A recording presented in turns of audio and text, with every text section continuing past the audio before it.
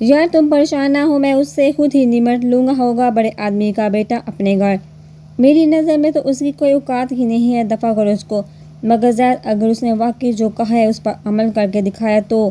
زیمل کی آنکھوں میں انجانہ سا خوف ہچکولے لے رہا تھا۔ ایسا کچھ بھی نہیں ہوگا، وہ بہت ہی فضول قسم کا شخص ہے۔ وہ شخص سب کی انٹینشن اپنی طرف کھینچنے کے لیے ایز اے تھرل یہ سب کچھ کر رہا تھا۔ اور ابھی تو تم نے بتایا کہ وہ ملک کے مشہور سیاستدان کا بیٹا ہے، بس اسی لیے وہ اپنی ویلیو بڑھا رہا تھا۔ اس کو کوئی پہچانتا تو نہیں ہے نا؟ وہ زیمل کو ہر سے مطمئن کرنا چاہ رہا تھا، مگر اندر سے وہ خود ہی صحیح معنیوں میں پریشان ہو چکا تھا۔ اس شخص کے انداز و اطوار حالی ہولی برم والے نہیں لگ رہے تھے۔ زید نے چند ہی لمحوں میں ایک اٹل فیصلہ کیا تھا، اور اب اس فیصلے سے اس نے صبح سب گھر کے بڑوں کو آگاہی فراہم کرنی تھی۔ اگلے دن گلیرانہ فجر کے وقت ہی اٹھ گئی تھی، وضو کر کے نماز ادا کرنے کے بعد اپنے رب کے سامنے اپنا ہر دکھ ہر درد بیان کر رہی تھی۔ اے میرے پیارے اللہ میاں، مجھ پر رحم کر دے، مجھے اس گناہ کی دلدل میں پھنسنے سے بچا لیے۔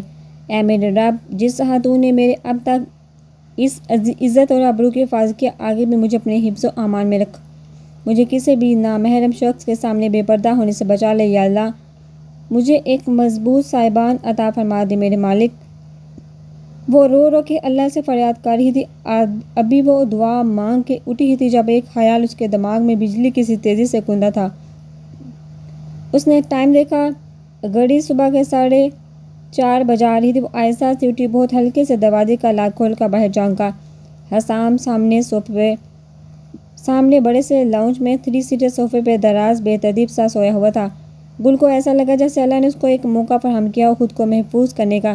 وہ آہستہ آہستہ قدم اٹھاتے حسام تک پہنچی اور ٹیبل پر رکھی اس کی گاڑی کی چابی اور والیٹ اٹھا کر بہت آہستہ سے چلتی راہداری میں بنے 2 راستوں میں سے اللہ کا نام لے کر ایک راستے پر چل پڑی تھی۔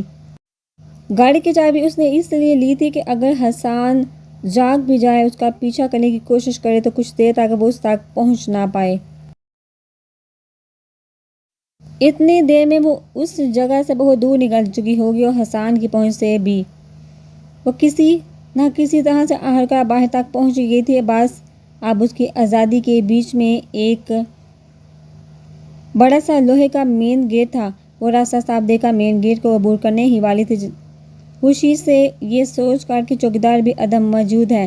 اچانک اس کو اپنے پیچھے تھوڑا فاصلے پر سرسراہٹ سی محسوس ہوئی۔ آج وہ پورے 1 ہفتے بعد یونیورسٹی آئی تھی، مگر اس کی ہمت نہ تھی کہ باہر کھڑی ہو کر اپنے محبوب کی ایک جھلک دیکھ لے، جبکہ اندر سے اس کا دل شرجیل کے ایک دیدار کے لیے مچل رہا تھا۔ وہ بے دلی سے لیکچر سن رہی تھی۔ مس ہینا بتائیے ابھی میں نے کیا کہا ہے؟ تھوڑی دیر پہلے سامنے کھڑے سر آفتاب اس کی غیر دماغی کافی دیر سے نوٹ کر رہے تھے۔ وہ سر میں مس ہینا، اگر آپ کی طبیعت ٹھیک نہیں ہے تو آپ کلاس آف کر سکتی ہیں۔ تھینک یو ویری مچ سر۔ ہینا خاموشی سے کلاس سے باہر نکل آئی اور چلتی چلتی جب تھک گئی تو قدرے سنسان جگہ تلاش کر کے وہاں کونے میں درختوں کے بیچ ٹھنڈی گھاس پر جا بیٹھی۔ وہ درخت سے ٹیک لگائے آنکھیں مودے بیٹھی تھی، زہریلی سوچیں اس کے دماغ پہ قابض تھی۔ کیا میں یہاں بیٹھ سکتا ہوں؟ ہینا نے جانی پہچانی آواز سے ان کا جھٹ سے آنکھیں کھول دی تھی۔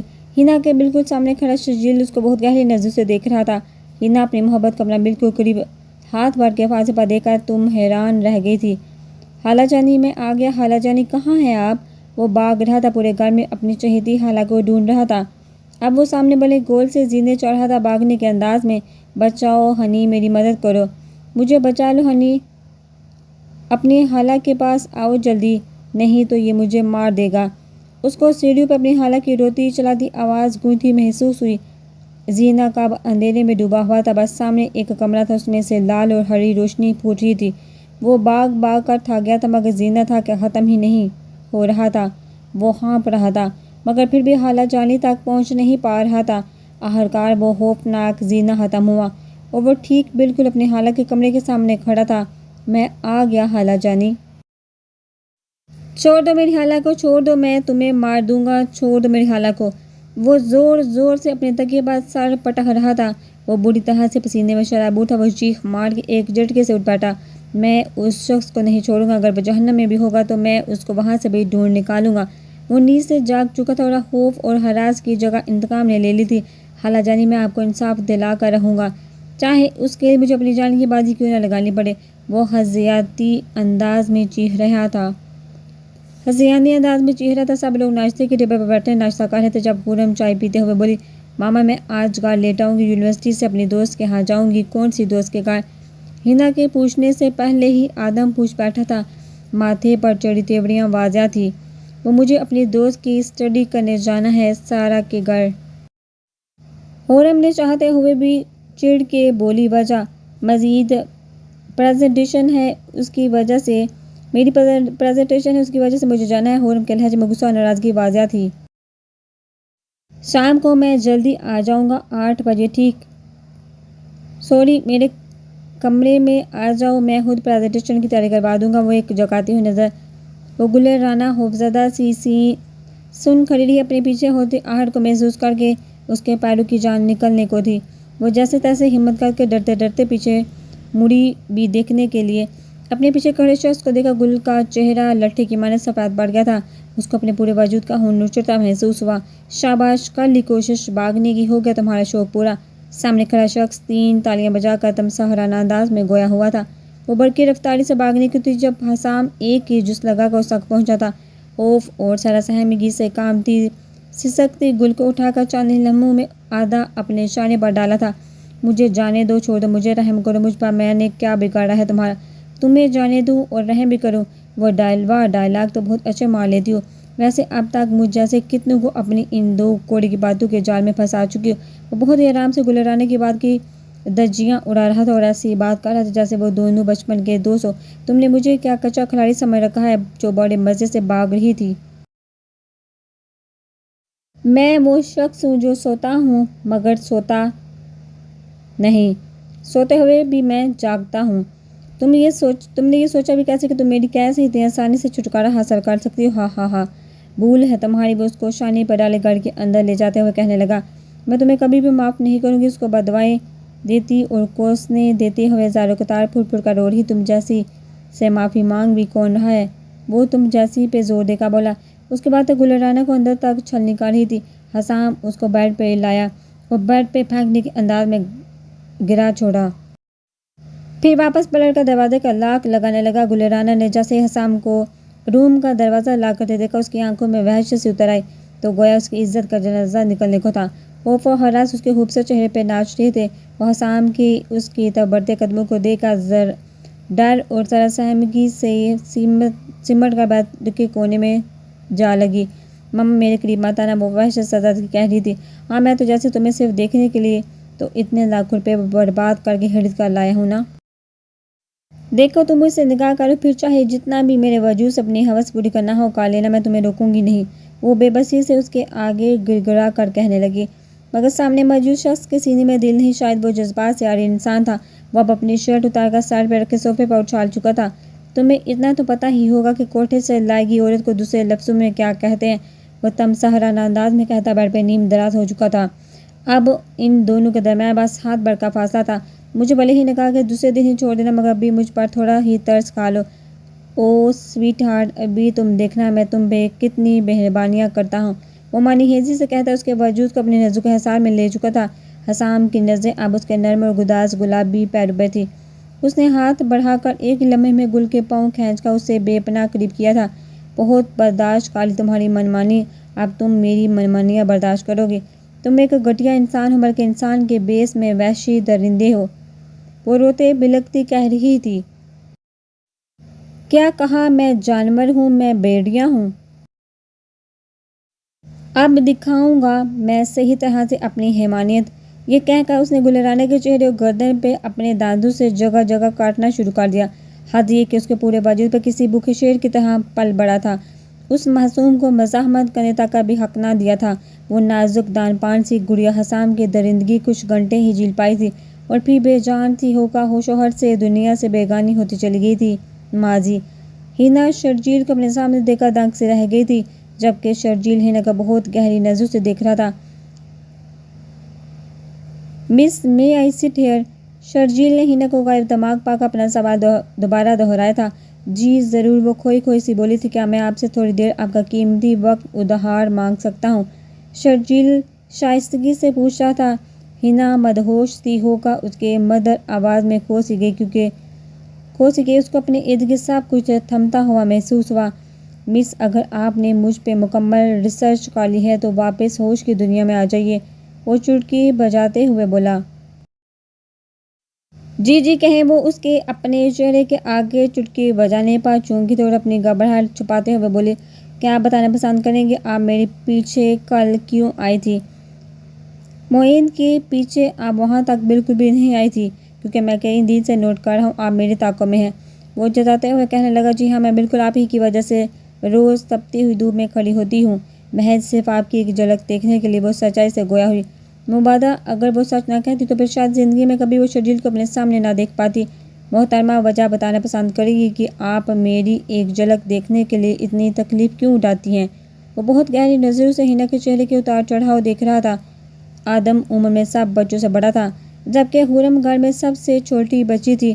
آدم شروع سے صحت مزاج اور سنجیدہ رہنے والا بچہ تھا۔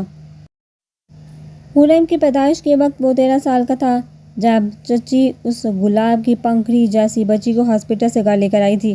سب بچے خوشی سے اس ننھی گل گوتھنی کی طرف دوڑے تھے۔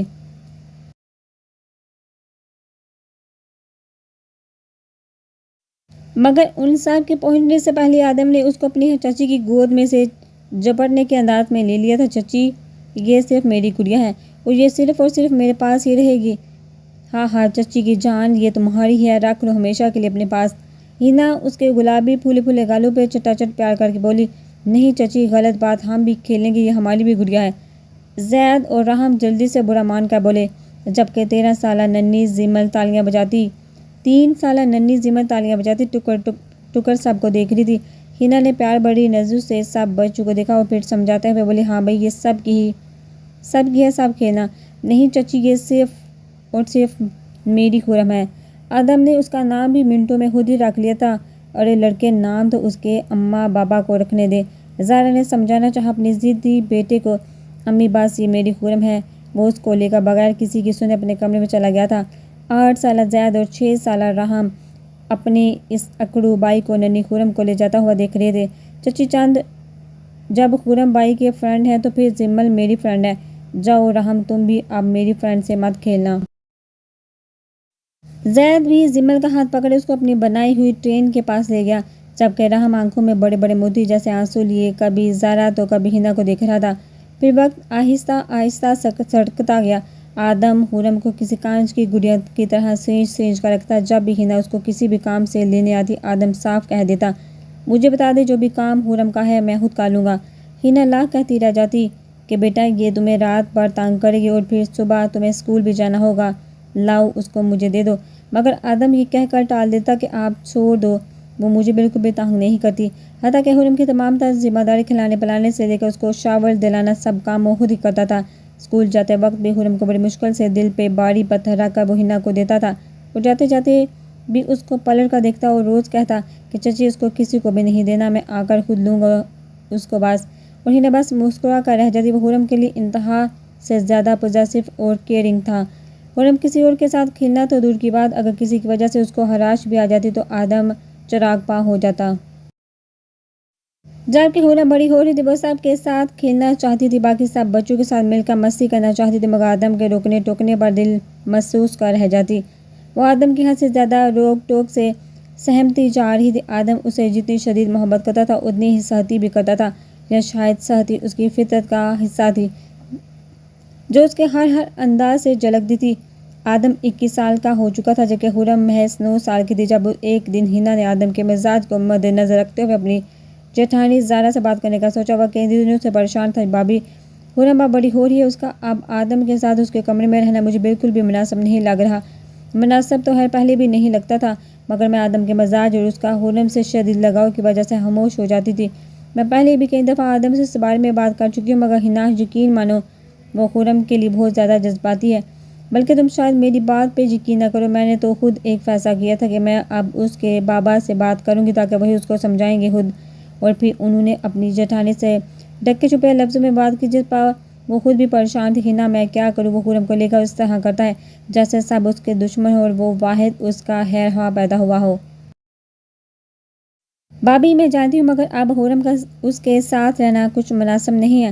پہلے خرم چھوٹی تھی مگر اب وہ بڑی ہو رہی ہے۔ باہر کھڑا آدم ساری باتیں سن چکا تھا، خاموشی سے واپس پلٹ کر اپنے خرم کے مشترکہ کمرے میں آیا اور پھر دل پہ بھاری پتھر رکھ کے اپنا کچھ ضروری سامان لے کر دوسرے کمرے میں شفٹ ہو گیا۔ یہ سب اس نے جس طرح سے کیا تھا یہ صرف وہ جانتا تھا اور اس کا خدا۔ وقت تیزی سے گزر گیا۔ خرم 17 سال کی ہو چکی تھی۔ وہ سب کے ساتھ خوب کھیلتی مستی کرتی، اس کو تو گویا آزادی مل گئی تھی، مگر آدم کے سامنے وہ پھر سے سہم سی جاتی۔ آدم کی حد درجہ روک ٹوک اور بے پناہ حیا رکھنا اس کو بہت ہی اریٹیٹ کرنے لگا تھا۔ وہ آدم سے چھپتی پھرتی تھی جب وہ گھر میں ہوتا، مگر آدم اس کے ہر فعل پر نظر رکھے ہوئے تھا۔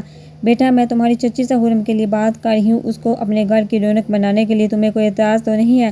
آدم گمسم سا ان کی بات سمجھنے کی کوشش کر رہا تھا۔ اس نے خرم کے متعلق کبھی ایسا سوچا ہی نہیں تھا۔ آپ دیکھ لیں جیسا آپ کو مناسب لگے۔ اس کے وہم و گمان میں بھی نہیں تھا کہ امی خرم کا رشتہ رحم کے لیے طے بھی کر آئی تھی اور منگنی کی انگوٹھی بھی ہاتھ میں ڈال آئی تھی۔ وہ اپنی لا علمی میں ہی رہا تھا کہ ایک دن جب روزہ افطاری کرتے وقت امی اور رحم سے بولی، بیٹا کل میرے ساتھ بازار چلنا اور خرم کے لیے اپنی مرضی سے شاپنگ کر لینا، اس کی عیدی لے کر جانی ہے۔ خرم کی شاپنگ رحم کیوں کرے گا؟ اس کو حیرت اس کے خرم کی شاپنگ رحم کی پسند کی کیوں ہوگی؟ آدم کی تیوریاں چڑھ گئی تھی۔ ارے بیٹا اتنا تو حق بنتا ہے میرے لاڈلے کا، اس کی خیر سے منگیتر ہے وہ۔ یہ کیا کہا آپ نے ابھی؟ آدم کرسی دھکیل کر اٹھ کر رہا ہوا تھا۔ ارے بھائی آپ کو نہیں پتا کیا ماما خرم کو انگوٹھی پہنا کر آئے ہیں؟ رحم کی زید بڑے ہو جاؤ رحم کی نہیں، رحم کے نام کی۔ امی نے اس کے جملے کی تصحیح کی۔ مجھے کسی نے بتایا بھی ضروری نہیں سمجھا، مجھ سے پوچھے بغیر ہی اتنا اہم فیصلہ کیسے کر لیا آپ لوگوں نے؟ آدم کے چہرے پر بڑھتا تناؤ دیکھ کر زہرا جلدی سے بولی، بیٹا میں ہنا سے بات کرنے گئی تھی، تب ہی ہنا نے ہی مجھے کہا تھا کہ پہلے تم سے پوچھ لو۔ جب تم سے میں نے پوچھا تو تم نے حامی بھر لی تھی۔ آدم کچھ بھی کہے بغیر لاؤنج سے واک آؤٹ کر گیا تھا۔ حسام گل رانہ کو اپنی حیوانیت کی بینٹ چڑھا چکا تھا۔ وہ اب اٹھ کر کمرے میں کچھ تلاش کر رہا تھا۔ چند ہی لمحوں میں اس کو اپنی مطلوبہ شے مل ہی گئی تھی۔ آخرکار حسام نے زمین پر پڑا گل رانہ کا دوپٹہ اٹھایا اور بے جان اور بے ہوش اس کے ساکت وجود کے اوپر پھینکنے کے انداز میں پھیلا دیا۔ البتہ خود فریش ہونے کے لیے چلا گیا۔ فریش ہو کر وہ دوبارہ کمرے میں آیا تھا۔ گل ابھی تک ویسی ہی تھی جس حال میں وہ چھوڑ کر گیا تھا۔ نہرے تو دیکھو ذرا، ایسے ہیں جیسے کسی محل سے آئی ہو، بہت پاک باز بی بی۔ وہ گل پر تمسخر اڑاتی ہنسی اچھالتا باہر نکل گیا تھا، اپنی گاڑی کی چابی موبائل ڈریسنگ ٹیبل پر سے اٹھا کر۔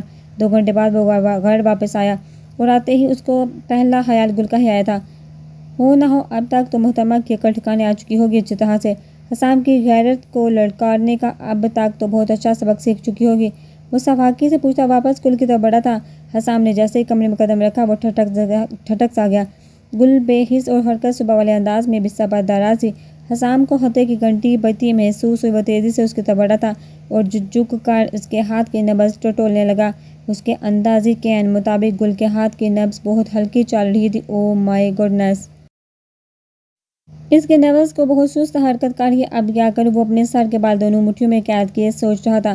اگر ہاسپٹل لے کر گیا تو لمبے چوڑے سوالات ہوں گے اور میرا خود کا نام بھی خراب ہوگا۔ پھر اب کیا کروں؟ کوئی تو راستہ ہوگا، کوئی تو حل ہوگا اس مسئلے کا۔ وہ غصے اور پریشانی کے ملے جلے انداز میں پورے کمرے میں ادھر سے ادھر چکر کاٹ رہا تھا۔ اب ایسا بھی کیا کر دیا کہ یہ ہوش میں ہی نہیں آ رہی۔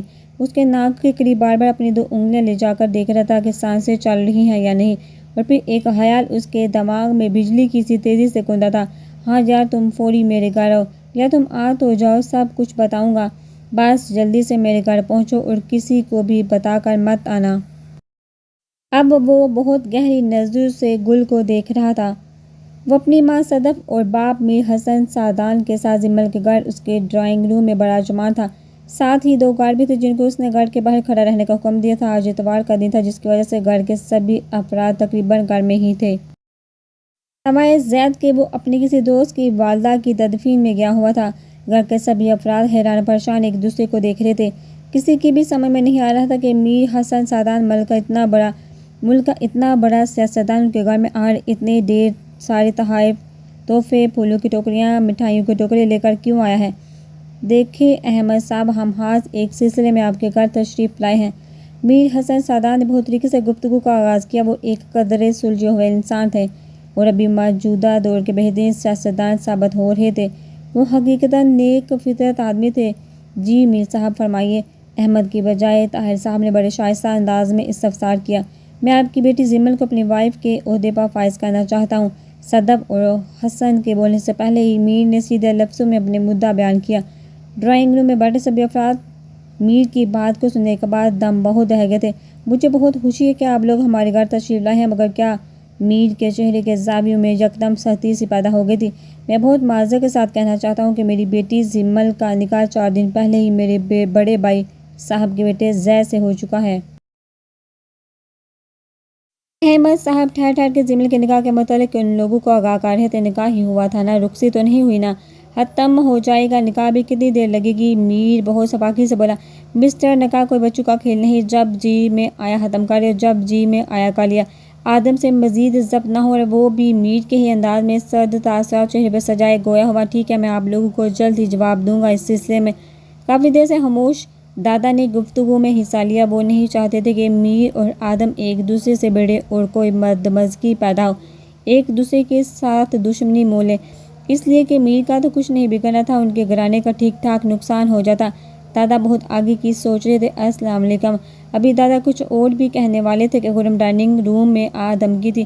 آدم نے تیز نظروں سے اس کو گھورا تھا۔ وہ اس وقت بھی اپنے اول جلال لاپرواہ سے ہولی میں اپنا تشریف کا ٹوکرا اٹھائے چلی آئی تھی۔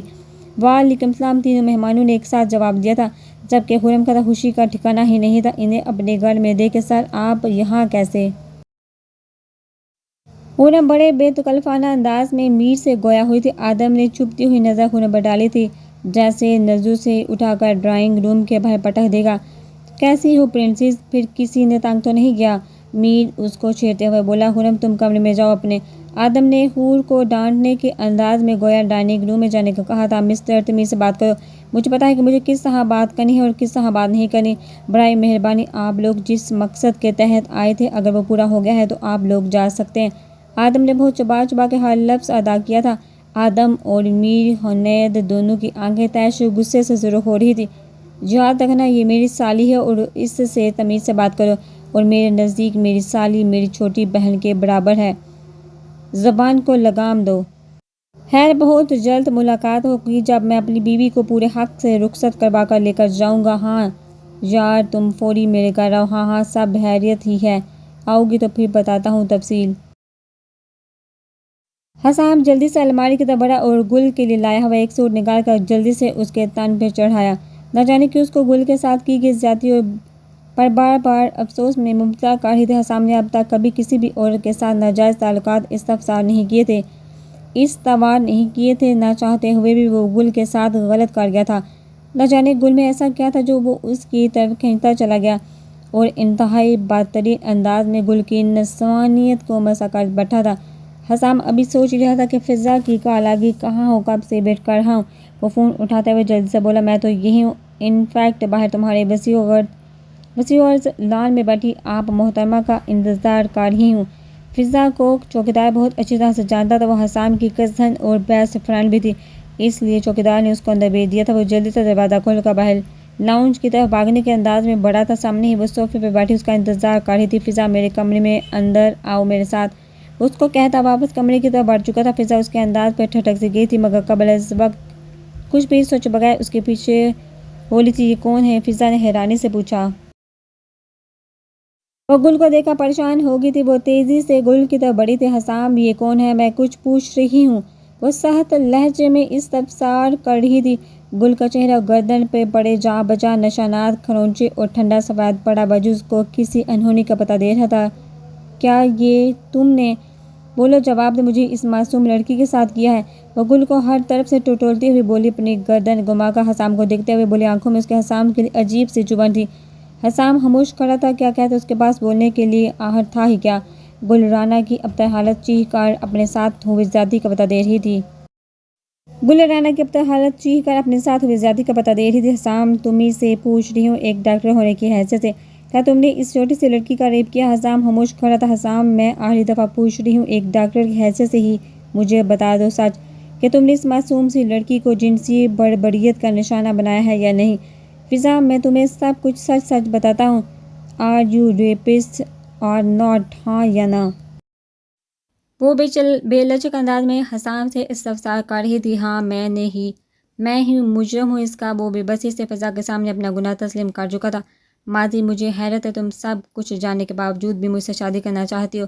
ہینا آج پھر دوبارہ شرجیل کے سامنے 7 یونیورسٹی میں قد سنسان گوشے میں گھنے شاندار درخت کے نیچے بیٹھی تھی۔ ہاں شرجیل، میں آپ کی محبت میں بہت آگے تک نکل آئی ہوں۔ میں اب آپ کو کھونا نہیں چاہتی، اس کے باوجود بھی کہ میں جواری دنیا کا بدترین شخص ہوں۔ ہر بری لت مجھے لگی ہوئی ہے، میں آپ کی ہر بری عادت کو سنوار دوں گی۔ ہینا کا لہجہ یقین لیے ہوئے تھا۔ تمہیں پتہ بھی ہے کہ میرے خود کے گھر والے مجھ سے عاجز رہتے ہیں، میرے لیے موت کی دعائیں کرتے ہیں، کیونکہ مجھ جیسا آوارہ بز مزاج بیٹا اور بھائی ان کے لیے کیچڑ کا سبب ہے۔ شرجیل، میں نے آپ سے کہا نا کہ مجھے ان سب کے باوجود بھی آپ کا ساتھ منظور ہے۔ ہینا کو شرجیل کی حامیاں بھی باز نہیں رکھ پا رہی تھی۔ سو چلو، اچھے طریقے سے جلدی میں اپنے گھر والوں کو کسی نہ کسی طرح راضی کر کے تمہارے گھر بھیج دوں گا۔ مگر کیا تمہارے گھر والے ایک ایسے شخص سے اپنی بیٹی بیاہ دیں گے جو انتہائی آوارہ اور بدکردار رہ چکا ہو؟ آپ رشتہ بیچے، باقی سب کچھ میں خود سنبھالوں گی۔ واقعی کسی نے صحیح کہا کہ محبت اندھی ہوتی ہے، اور ہینا بھی خود کو بغیر سوچے سمجھے اندھی کھائی میں دھکا دینے کے لیے تیار تھی۔ اس کی ہمت بھی کیسی ہوئی جہاں اپنا رشتہ لے کر آنے کی۔ زید غصے سے آگ بگولا ہو رہا تھا۔ زید بیٹا، دماغ ٹھنڈا رکھو، ہم بڑے بیٹھے ہیں اس مسئلے کا حل نکالنے کے لیے، زارا زید کو ٹوکتے ہوئے بولی تھی۔ مگر امی، کوئی کیسے ہمارے گھر میں ہی بن بلائے مہمان کی طرح ہمیں چیلنج کر کے جا سکتا ہے؟ آدم نے بہت مشکل سے اپنا لہجہ ماں اور باقی سب بڑوں کے سامنے دھیما رکھا تھا۔ سیٹنگ ایریا میں گھر کے سبھی بڑے براجمان تھے۔ آدم اور زید سمیت سب کے خرم اور زمن پریشان سے اپنے کمرے میں دبکی بیٹھی تھی۔ دادا اور بڑوں کے فیصلے کی منتظر آدم اور زید ہوش و حواس میں رہو تم دونوں۔ یہ تم لوگ شاید بھول رہے ہو کہ میر حنید سعدان کس کا بیٹا ہے۔ طاہر صاحب نے سہل لہجے میں ان دونوں کو تنبیہ کی، گویا کسی بھی انتہائی قدم اٹھانے سے باز رکھنا چاہا تھا۔ بڑے باپ کی اولاد ہوگا وہ اپنے گھر میں، لیکن میں ہرگز بھی اپنے گھر میں اس کی مداخلت تو کیا اس کی پرچھائی تک نہیں برداشت کروں گا۔